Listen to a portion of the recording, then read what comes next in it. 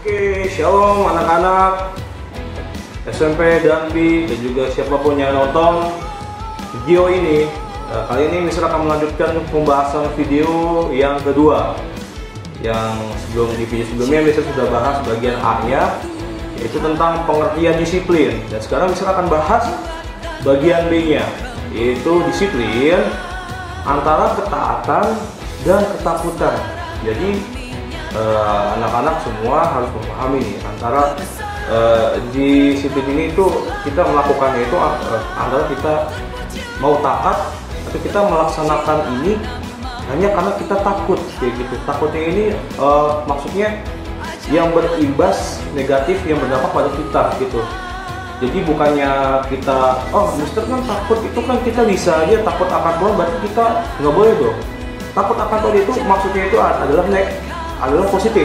Nah, jadi takut akan Tuhan itu, ini maksudnya apa yang mau kita lakukan, itu kita harus pikir ke depannya, apakah kita mendukakan hati Tuhan, apakah ini baik atau buruk gitu. Tapi kalau misalkan kita melakukan disiplin karena suatu ketakutan, bukan karena kita itu bukannya adanya takut dalam arti positif, tapi takutnya itu dalam arti negatif gitu. Jadi kita melakukan kegiatan di disiplin ini ada karena rasa takut negatif, yaitu entah itu takut diomelin, entah itu karena takut dihukum, atau entah itu karena takut ada sanksinya, seperti itu. Beda kalau kita takut sama Tuhan, itu bukan karena kita nanti takut dihukum sama Tuhan, bukan. Jadi kalau kita takut akan Tuhan karena kita mau mengikuti semua apa yang tertulis dalam firman-Nya, kayak gitu. Semua yang aturan-aturan semua yang sudah ada dikatakan oleh firman, kita takut tunduk di situ. Takut dalam arti positif. Jadi kita ingin melakukan tindakan dosa pun kita mikir, oh jangan dong, nggak boleh kayak gitu. Jadi kita itu dalam arti kata takut itu beda ya. Jadi semua anak-anak harus memahami takut yang dimaksud takutnya ini. Takut akan Tuhan berbeda dengan takut karena engkau melakukan disiplin karena ada perasaan takut. Jadi saya melakukan disiplin karena takut pada guru. Beda kan? Jadi artinya itu takut dengan Tuhan dan takut dengan guru itu beda, kayak gitu. Nah, ini harus dipahami. Kadang kan ada di seumuran kita ataupun kalian ya anak-anak nih, menjalankan suatu perintah atau kegiatan atau aktivitas itu karena ada dasar takutnya, bukan karena atas taat. Jadi engkau melakukan kegiatan itu bukan karena engkau taat, tapi karena engkau takut karena ada impact ke depannya, hasil yang kau terima, jika entah itu teguran, omelan, atau yang lain. Ya, sebelum kita jauh bahas dalam, sebelum kita masuk dalam materi ini, mari kita berdoa dulu. Oke, kita berdoa. Bapa kami di surga, kami mengucap syukur Tuhan karena kasih-Mu Tuhan. Dan Tuhan Yesus, kami saat ini mau belajar materi tentang disiplin, yaitu ketaatan dan ketakutan Tuhan. Kiranya Engkau sertai kami dalam belajar ini, Engkau berikan hikmat-Mu bagi setiap kami, sehingga kami bisa memahami apa yang disampaikan daripada hamba-Mu, oleh pada Tuhan Yesus melalui hamba-Mu. Tuhan Yesus, Engkau rapi bibir hamba-Mu sehingga apa yang disampaikan oleh hamba-Mu berasal daripada Engkau Tuhan Yesus.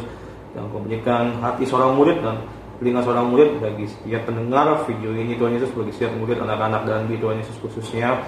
Dan Tuhan Yesus, ampun atas kesalahan kami dan dosa-dosa kami Tuhan Yesus.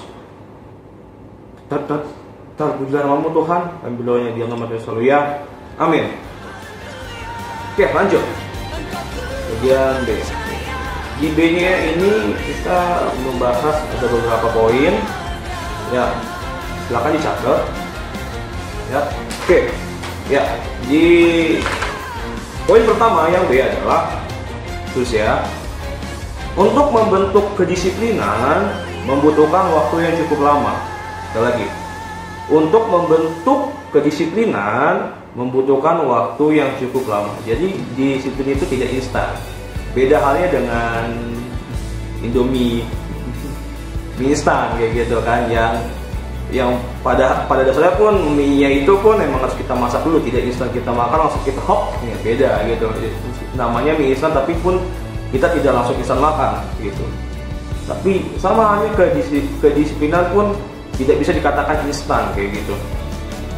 Kok kenapa apa hubungannya sama Indomie ya? Udahlah. Jadi gini, disiplin itu kita nggak bisa tiba-tiba melakukan perubahan 180 derajat, itu nggak bisa kayak gitu. Jadi perlu ada proses waktu. Seperti halnya di poin tadi, untuk membentuk kedisiplinan di dalam diri kita nih, di dalam diri manusia, itu membutuhkan waktu yang cukup lama. Jadi adanya waktu untuk membentuk suatu karakter itu diperlukan yang namanya proses. Proses ini itu membutuhkan waktu, tidak instan, tidak langsung jebret jadi kayak gitu kan. Jadi untuk membentuk karakter si anak ini, karakter seorang murid, karakter bahwa kita harus dibentuk disiplin, itu tuh kagak cukup seminggu atau hari 2 hari 3 hari atau sebulan 2 bulan 3 bulan, bahkan kalau perlu pun bertahun-tahun. Jadi setelah bertahun-tahun itu sudah melekat dalam diri manusia, melekat dalam diri si anak ini, melekat dalam diri ya murid-murid kayak gitu. Jadi ya nggak bisa lah kayak misalkan sekali 2 kali kayak bangun tidur berusaha untuk bangun pagi nih, tapi hanya sehari 2 hari 3 hari 4 hari terus engkau langsung menyatakan dirimu wah saya sudah disiplin, nggak bisa kayak gitu.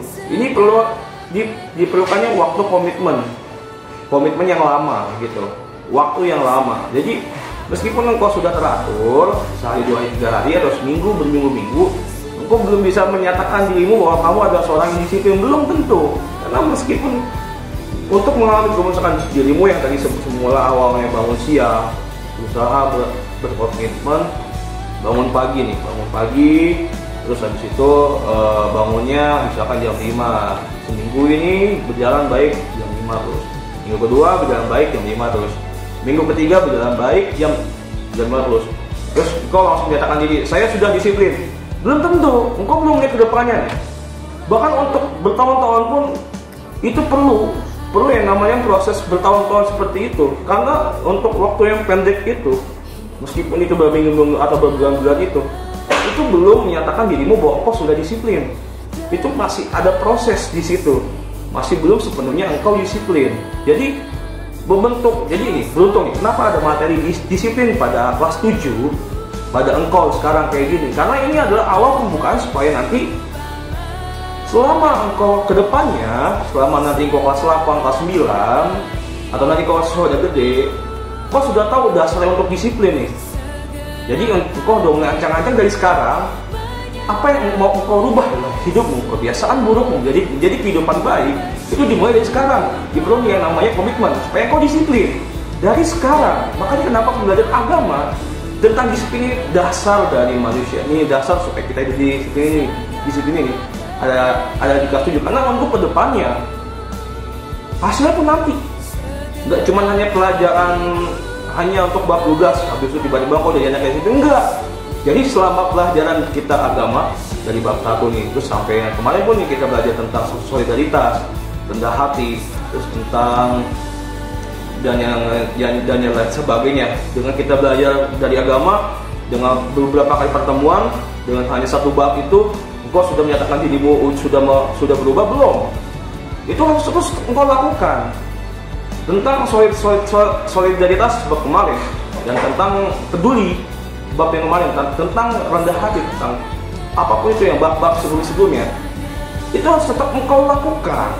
Jadi pembelajaran materi yang ada di sekolah ini hanya sebagai pedoman, ini hanya sebagai pembukaan supaya engkau mengerti, memahami untuk engkau melakukannya seperti gitu.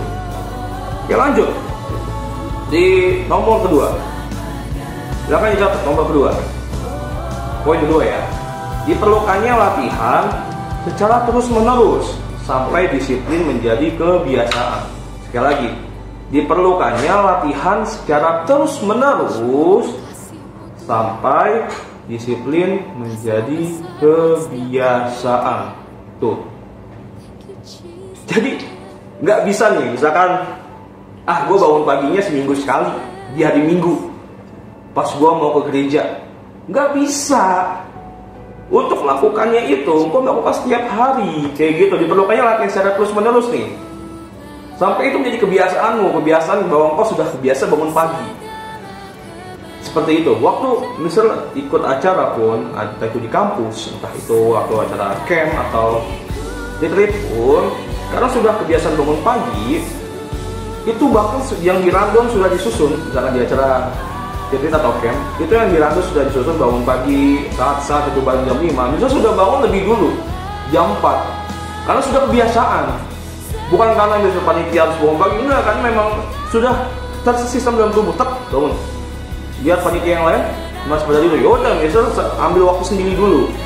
Nah, terus habis itu setelah selesai baru bangunin tim panitia yang lain, siap-siap kita itu bangunin panitia yang lain, bangunin.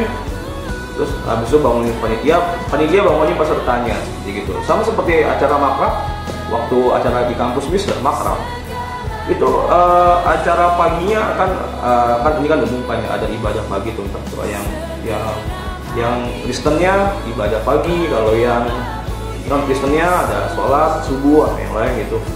Justru panitia sudah ke sistem ini, di ada teman-teman acara yang lain pun bisa lebih bangun lebih dulu, jam 4 sudah bangun tanpa alarm, sudah bangun karena memang sudah menjadi kebiasaan bangun pagi. Terus lihat teman-teman tim acara masih belum bangun ya, bangun, kita siap-siap. Tim acara lebih dulu nyiapin semuanya, bangunin panitia yang lain, terus bangunin peserta makrab yang lain di kampus, lalu kita ngejalin aktivitas. Seperti itulah pentingnya kenapa diperlukannya kebiasaan bangun pagi, supaya untuk kedepannya, meskipun ini nggak instan, untuk bagaimana membentuk bangun pagi itu nggak instan, beneran nggak instan. Itu dari kecil, sama halnya kayak gini. Mister bisa musik sekarang, ini adalah menjadi suatu anugerah dari Tuhan. Ini sangat amat besar syukuri, Tuhan Yesus sangat baik, karena dari kecil Mister itu mulai menyukai musik dari kelas 3 SD. Waktu itu ikut drum band. Mister waktu itu pegang bass drum yang paling gede, bass drum gitu, drum band.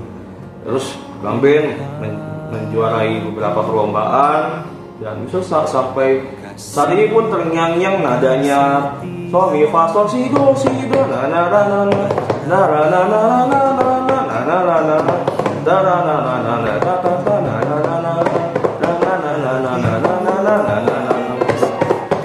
Pokoknya panjang banget. Mister masih ingat beberapa memori waktu Mister kecil itu drum band. Nah, itu awal mula Mister suka musik. Nah, Mister belajar, karena Mister suka musik, Mister belajar gitar rutin tekun dari kelas 4 SD. Makanya kalau engkau bertanya, Mister kok bisa jago musik sekarang, itu karena dari kecil latihan tiap hari kayak gitu. Dari kecil Mister 4 SD belajar gitar dulu, belajar tiap hari nyanyi. Mister beli buku, karena dulu internet masih belum sebebas sekarang. Mister ke toko buku atau ke toko koran, beli buku lagu musik yang ada kunci-kuncinya. Pelajari kunci baru setiap minggunya. Ada kunci baru nih pelajari, terus ada lagu baru pelajari, entah itu baik lagu rohani ataupun lagu sekuler ya. Mister pelajari waktu SD. Kelas 5 SD, kelas 6 SD Mister sudah pelayanan sekolah minggu, sampai akhirnya Mister menyukai keyboard. Itu kelas 7 SMP. Mister belajar setahun sampai kelas 2 SMP. Mister pelayanan. SMP kelas 2 kelas 3 SMP Mister sudah melayani di ibadah raya seperti gitu. Jadi dari kecil itu taat. Jadi kalau aku menyukai sesuatu, Mister menyukai musik, itu belajar setiap hari. Belajar.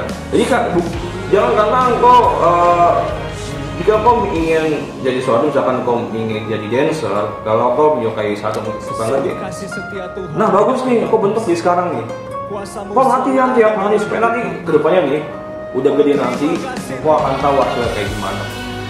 Mister pun nggak tahu waktu kecil nih, nggak kebayang kedepannya kalau belajar musik, kedepannya gimana, jadi apa? Oh ternyata Tuhan pakai. Kecil Mister menyukai musik, belajar musik, ternyata udah gedenya Tuhan pakai. Jadi pelayan Tuhan. begitu.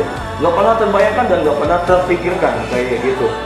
Jadi itu ada satu anugerah. Jadi kalau kau menyukai apapun olahraga atau hobimu saat ini, kau belajar disiplin, latihan terus setiap hari, taat, latihan gitu. Kau latihan bukan karena kau takut, tapi karena kau mau disiplin. Terus itu kalau misalkan kau yang saat ini suka nyanyi, kau latihan sekarang, dari sekarang, entah kedepannya kau nggak tahu. Terus kalau kau yang suka sepak bola, kau latihan dari sekarang. Kau yang suka main game, tapi disarankan untuk yang game jangan dulu. Karena kenapa? Karena untuk game itu memerlukan nggak hanya sebuah skill, tapi untuk game itu diperlukannya kompetisi dan juga pengakuan. Seperti jadi misalkan kau mau menjadi gamers, YouTuber, itu nggak cuma hanya kau main sendiri. Itu adanya suatu alat khusus. Misalkan kalau kau misalkan si A nih mau jadi YouTubers gamers, kau harus siapkan semua apa yang menjadi YouTubers, kamera, kayak gitu apapun. Terus kau mempunyai channel buat link pertemanan, kau share, supaya yang lain nonton, supaya dan ingat kau harus ada suatu unik yang kau beda dari yang YouTuber gamers yang lainnya seperti gitu. Karena ini agak sulit sih kayak gitu. Lanjut tadi sampai poin 2, diperlukannya latihan secara terus-menerus sampai disiplin menjadi kebiasaan seperti gitu. Jadi nggak cuma sekali, nggak cuma seminggu, 2 minggu atau terus. Mungkin nggak bisa bertahun-tahun seperti gitu. Supaya itu sudah menjadi kebiasaan Anda dan 180 derajat mengalami perubahan. Oke, lanjut di poin ketiga. Silakan catat. Terkadang dalam membentuk kedisiplinan diperlukan adanya sanksi atau hukuman. Nah, jadi untuk bagaimana membentuk kedisiplinan ini tuh di aturan sekolah atau di manapun atau di tempat kerja itu adanya sebuah kedisiplinan atau peraturan. Nah, di situ bagi yang melanggar itu adanya sanksi. Seperti juga kan kalau di sekolah nih, misalkan kalau ada yang nggak bawa tugas pasti kan ada yang namanya sanksinya seperti gitu. Nah, atau enggak di tempat kerja atau ada seorang karyawan yang suka datang telat, dan itu pasti nanti akan mendapatkan SP. Pokoknya ada sanksinya. Nah, entah itu dimanapun, di instansi apapun, ada aturan yang dibuat untuk mendisiplinkan setiap manusia yang bernaung di tempat itu ada sanksi bagi yang melanggarnya. Seperti itu. Untuk apa? Supaya begini, kalau kedisiplinan ini tidak ada sanksinya, bahkan untuk apa adanya aturan kalau tidak ada efek viralnya seperti gitu. Contohnya kan misalkan pemerintah membuat undang-undang atau aturan, tapi penjahat yang melanggar ketangkap udah nggak diapa-apain, itu pasti bakal pulang lagi tuh. Ya orang nggak ada sanksinya. Yang nomor 3 ya, jadi tadi misalkan kalau pemerintah sudah membuat aturan undang-undang, terus ada yang melanggarnya, terus apakah tidak dihukum? Pasti ada hukuman. Jadi supaya untuk apa hukuman itu? Supaya menimbulkan efek jelas tidak melakukan pelanggarannya lagi. Seperti itu. Sama halnya misalkan pernah melanggar misalkan aturan di lalu lintas, lampu merah diterobos, itu waktu itu misal pernah ketilang jam 12 malam di Jakarta. Itu kebetulan habis nonton Java Jazz tahun 2018, Java Jazz. Nah, pulang jam 12 tuh. Ya Jakarta ya jam 12 lampu merah ya, buat apa sih orang? Apa yang mau ditunggu gitu ya? Ya udah lewat aja, orang dijilat kiri kanan sepi kok. Pas lewat ternyata sudah ada polisi depan jam 12 malam. Ngapain lo? Iya, langsung di stopin. Selamat malam Pak. Iya, selamat malam. Ya Bapak dong soalnya. Iya, saya melewati lampu merah. Ya kenapa Bapak bos? Ya bisa jawab. Ya orang nggak ada yang ditunggu Pak, lampu merah ya jam 12 malam buat apa Pak? Ya polisi bilang ya sekali aturan tetap aturan, nggak boleh dilanggar. Itu efek tilang misal tuh. Oke, baik Pak. Oke, SIM misal ditahan oleh itu SIM-nya. Misal ngambil di Jakarta Utara, di Tanjung Priok seperti itu. Itu ada efek. Jadi setelah adanya efek tilang itu, misal kalau ke Jakarta pun, baik itu jam terbang malam atau mau kapan pun, pokoknya lampu merah nggak mau dicobos, nggak mau gitu. Soalnya udah ada efeknya. Bukannya misal cemen, cuma SIM ketilangan doang, habis itu ngomong-ngomong, enggak. Jadi bukan karena cemen ya, tapi karena kita belajar untuk mentaati kayak gitu. Jadi kalau sudah kena sekali, itu emang nggak boleh dilakukan lagi gitu. Jangan sampai ada keras kepala batu gitu. Udah kena sekali, masih diulang-ulang lagi, jatuh ke sana yang sama, seperti hanya keledai jatuh di lubang yang sama seperti gitu. Udah ditegur, si A nih anaknya bandel kayak gini-gini, udah kasih tau nasihatin, masih ngulangin lagi, terus menerus kayak gitu ya. Kenapa masih ngulanginnya lagi? Ya kita sebagai guru membimbing anak, tidak intinya mengarahkan anak ke jalan yang benar seperti gitu. Dan itu ya kita juga dibawa buat supaya si anak ini mengerti gitu. Kalau dia melakukan kesalahan, jangan sampai mengulangi lagi seperti itu. Nah, terus meskipun ada sanksinya bagi si anak, tapi tetap tidak menimbulkan efek bagi si anaknya mengulanginya lagi. Oke, kita memberikan sanksi lagi, anaknya mengulangi lagi. Itu mau sampai kapan? Makanya si anak mengerti, memahami konsep kedisiplinan ini, adanya sebuah hukuman, ada ini, jangan sampai kau mengulanginya lagi seperti gitu. Jangan membuat engkau berpikir engkau punya mental yang kuat, berani gitu. Ya emang tiba kayak gini doang, ya dilanggar lah. Nah tuh kompromi tuh yang sudah dibahas di bab sebelumnya, nggak boleh tuh berkompromi dengan dosa tuh nggak boleh. Berkompromi dengan kesalahan tuh nggak boleh seperti itu. Lanjut. Hukuman, poin keempat. Hukuman diberikan ketika orang tersebut mulai melenceng dari arah yang sudah ditentukan. Iya, jadi hukuman ini ya diberikan ya bagi yang melanggar, bagi yang sudah melenceng nih. Ya nggak mungkin dong kalau kita udah benar, udah sesuai aturan, tapi kita masih diberi hukuman, buat apa?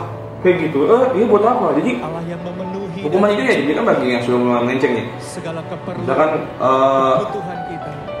ya ini himbauan sih buat misalkan ada orang tua yang nonton, coba belajar, maksudnya coba mengajarkan ke anaknya supaya bangun pagi seperti itu. Dan harus misalkan kalau si anaknya bangun siang, coba orang tuanya kasih sanksinya kayak gitu. Aduh, kenapa bangun siang gitu, kayak gini kayak gitu. Yang meskipun mungkin beberapa orang tua berpikir bahwa toh bangun pagi bangun siang nggak ada bedanya kayak gitu, tapi dia juga kan bangun pagi karena kenapa? Kebiasaan bangun pagi itu banyak manfaatnya. Jadi apalagi kalau bangun pagi saat berdoa kayak gitu, itu lebih baik. Jadi karena sudah dilatih terus-menerus bangun pagi, ini akan terbawa ke kehidupannya sudah besar nanti. Nah, ini perlunya dukungan penuh dari orang tua. Jadi orang sebisa mungkin perlu butuh namanya orang tua yang mendampingi anak ini untuk bagaimana melakukan kedisiplinan ini di rumah. Apalagi ya kalau belajar tanggung jawab seorang anak di rumah ya rumah atau apapun belajar apapun itu disiplin di rumah ini perlu yang namanya pendampingan, perhatian khusus bagi orang tua. Bagi orang tua yang nonton ini sangat amat saya minta tolong sekali orang tua untuk mendukung kegiatan agama kali ini tentang kedisiplinan supaya anak ini belajar disiplin baik itu di rumah maupun di sekolah. Oke, poin kelima. Silakan catat. Karena itu belajar disiplin sering sekali tidak disukai oleh siapapun.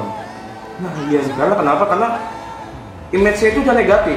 Jadi sudah ada gambaran negatif di pikirannya. Jadi ya, gue ngapain sih kayak gini, gue ngapain sih bangun pagi, gue ngapain sih kayak gitu. Jadi karena yang pertama nih, image-nya gambaran negatif itu sudah tergambar karena adanya hukuman yang menanti. Jadi si anak ini sudah melihat hukumannya. Jadi karena belajar disiplin sekali tidak disukai oleh siapapun, karena dia sudah melihat hukumannya gitu. Jadi sudah melihat hukumannya, dan bukan hanya sudah melihat hukumannya, tetapi dia juga tidak bisa bebas karena adanya tata tertib. Belajar disiplin bagi si anak atau bagi siapapun itu akan sebenarnya sih bukan membatasi ya, tetapi bagaimana belajar untuk pola hidupmu supaya engkau teratur seperti itu. Jadi nggak berantakan. Nah, kalau berantakan pola hidupmu, maka engkau kedepannya nanti ya, misalkan yang biasanya pagi ya mandi makan, tapi paginya nggak dibiasain paginya nggak dibiasain mandi atau makan, ya gimana nggak kena serang mah, penyakit mah gitu ya. Makanya telat ya, pola-pola seperti pola kehidupan tuh ya memang harus belajar teratur seperti gitu. Jadi kedisiplinan itu ada supaya hidupmu teratur. Kalau hidupmu berantakan tidak teratur, maka kau akan menimbulkan banyak efek samping yang merugikan diri kamu sendiri seperti itu. Tapi kan banyak orang yang berpikir, ngapain sih? Jadi konsep disiplin ini udah berat. Selain karena sudah melihat hukumannya, jadi sudah melihat kedepannya bahwa kita nggak bisa seenak sendiri. Jadi misalkan ya datang sekolah kapanpun, berangkat kerja kapanpun, jamin itu nggak boleh. Oke, di ke-6 silahkan catat. Perilaku disiplin akan berhasil apabila disiplin tidak dianggap sebagai beban. Karena bila dianggap beban, maka akan menjadi sumber ketakutan atau keterpaksaan. Nah ini nih, jadi kalau misalkan kita melihat disiplin itu menjadi sebuah beban, maka akan menimbulkan sebuah perasaan ya terpaksa melakukannya gitu. Jadi tidak ada damai sejahtera, sukacita untuk menjalani aktivitas sehari-hari seperti gitu. Karena sudah melihatnya, sudah image-nya melihat karena yang negatif. Ini bahaya nih, nggak boleh nih kayak gini nih. Jadi kalau engkau tidak, nah ini yang sudah bisa dibahas di video sebelumnya di bagian A, karena tidak ada komitmen, maka engkau melihat ini menjadi sumber keterpaksaan. Engkau melakukan ini karena tidak ada komitmen dari dirimu sendiri, maka akan timbul sebuah keterpaksaan. Nanti dari keterpaksaan ini bisa-bisa engkau menjadi takut karena ada hukuman yang menanti. Seperti itu. Gue datang sekolah, gue takut ngomelin guru kalau telat. Nah itu, maksudku, engkau jangan lihat ke situnya, tapi engkau melihat gue mau datang sekolah karena ya mau komitmen supaya jangan telat. Jangan gue mau datang sekolah nggak telat, takut kalau telat nanti diomelin. Itu yang salah. Jadi pemikiran itu jangan kau berpikir ke arah negatifnya dulu. Jangan kau berpikir karena perasaan takutnya dan impact hukumannya. Jangan, tapi karena komitmen dirimu sendiri kan, aku mau berubah seperti itu. Nah, tambah lagi, misalkan kalau saat ini kan lagi gencar-gencarnya diam di rumah. Jadi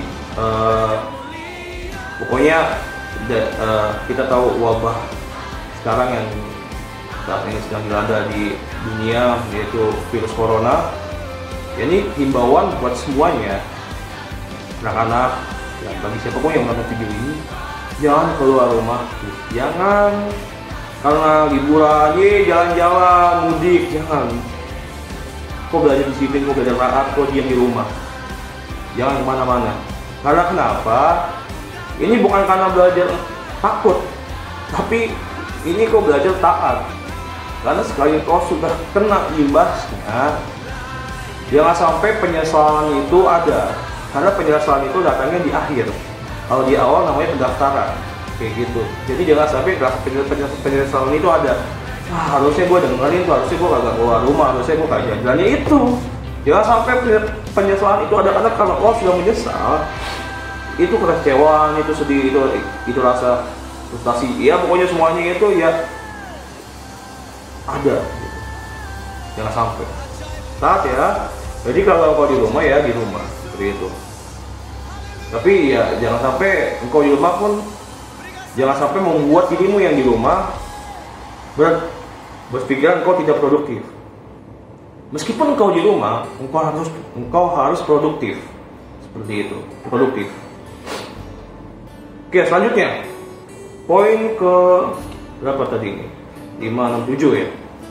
Disiplin yang bukan dianggap sebagai beban adalah disiplin yang lahir dari kesadaran diri atau ketaatan. Nah, iya, jadi dia sadar diri karena inilah kalau tidak, jadi disiplin itu tidak dianggap beban, tidak dianggap keterpaksaan jika engkau sadar diri bahwa pada sejatinya engkau seorang murid, maka layaklah engkau menjadi seorang murid. Seharusnya engkau menjadi seorang murid. Seorang murid itu datang pagi nggak terlambat, mengerjakan tugas, mengumpulkan tugas. Jika engkau masih ada melanggar itu, berarti engkau belum menjalankan jadi dirimu sebagai seorang murid. Seperti itu. Nah, misalnya lagi nih, disiplin yang lahir dari kesadaran diri atau ketaatan. Nah, jadi jika kau sadar diri engkau anak papamu di rumah, maka engkau menjalankan kewajibanmu di rumah. Engkau berbakti kepada orang tua.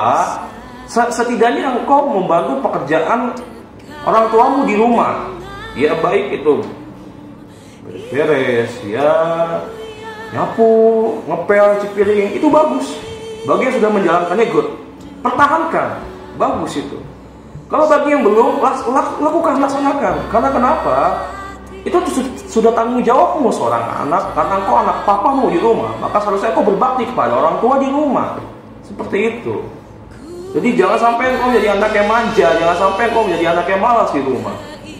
Buatlah orang tuamu bangga, buatlah orang tuamu senang. Jadi wah, anaknya mandiri, anaknya udah bisa melakukan kegiatan aktivitas di rumah. Jadi di saat engkau besar pun orang tuamu tidak khawatir.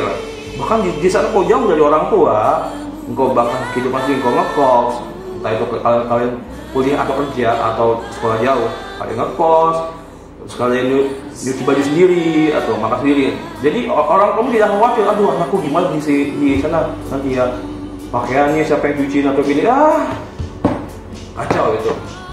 Kau harus bisa mandiri. Yang mau katakan amin? Yang mau katakan amin? Yang mau katakan? Good. Oke, poin terakhir di bagian B. Ada banyak kisah inspiratif yang menceritakan keberhasilan seseorang dalam karirnya dimulai dari kedisiplinan, yaitu Ludwig van Beethoven dan Jascha Havertz. Jadi Van Beethoven ini adalah seorang pianis yang terkenal. Ya lagunya kau mungkin tahu. Dia latihan piano setiap hari, pokoknya sehari minimal sejam. Kecil tuh. Sama kayak Jascha Havertz, dia seorang pemain biola, dia latihan biola juga. Dia latihan biola itu ketika berusia 3 tahun. Wow, 3 tahun dia udah belajar biola, keren gitu. Dia berlatih 4 jam tiap hari. Wow, 4 jam tiap hari biola. Kalah gitu, misalnya aja ya latihan ya cuma 30 menit itu udah, aduh bete, sejam udah luar biasa. 4 jam. Ini kalau yang nggak tahu siapa dia, silahkan searching di YouTube. Friend Beethoven sama Jascha Havertz gitu. Mohon maaf jika misalnya agak sulit pengucapannya. Oke, misal tugasnya apa? Ya nih. Oke, buatlah tabel kegiatanmu dari bangun pagi hingga tidur kembali saat ini hingga 2 minggu ke depan dalam format table. Jadi bikinnya diketik di Microsoft Word ya. Jadi dalam format table tuh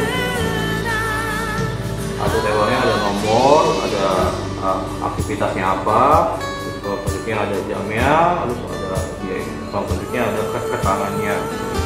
Contohnya misalkan nomor 1 aktivitasnya bangun pagi jam 5, itu di kolom jamnya keterangannya, misalkan dibangunin papa atau bangun sendiri kayak gitu. Tulis bikinnya selama seminggu, pokoknya sehari satu tabel, minggu depan satu tabel. Jadi jika engkau kumpulkan, engkau ketik tuh, itu banyak. Bisa nanti di print apa dikirim email. Setelah 2 minggu nanti kau kirim via email. Jangan di print, karena kalau di print ya banyak berlembar-lembar tuh pasti email aja, karena emang kalau di print ya kalian mengeluarkan uang lagi, print lagi jangan. Itu juga kalau di print numpuk bacanya, ini kan di email kayak gitu, lebih hemat dan juga lebih efisien. Itu tugasnya ya. Oke, sebenarnya ada satu lagi tugas soal cerita dari Pak Purwiono. Nah, yang ini cerita Pak Purwiono. Simak baik-baik, Mr. Abdul bisa bacakan. Dan kalau mau di pause, kalau mau di rewind, terserah. Gak akan bisa ketik di deskripsi, sama gak akan bisa ketik di teks layar. Nggak akan, kalian simak baik-baik apa yang diceritakan. Nanti baru soalnya di layar juga, nggak, pokoknya misalkan nggak bikin ini dipermudah, dipersulit. Nggak bercanda. Oke, lanjut. Pak Purwiono.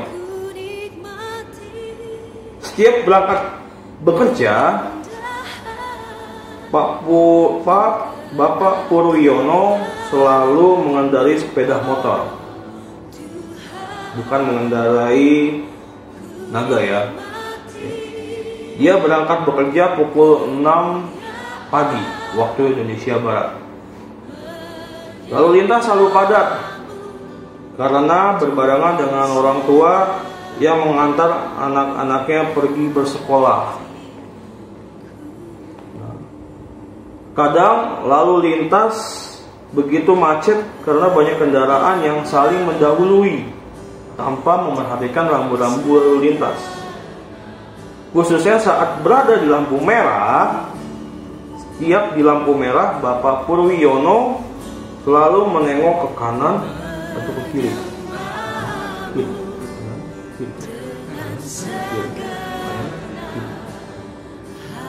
Apakah ada polisi yang mengawasinya di persimpangan atau tidak?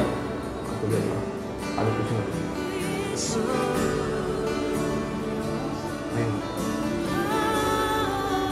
Jika ada polisi yang mengawasi, saat lampu merah menyala, Bapak Purwiono berhenti. Polisi.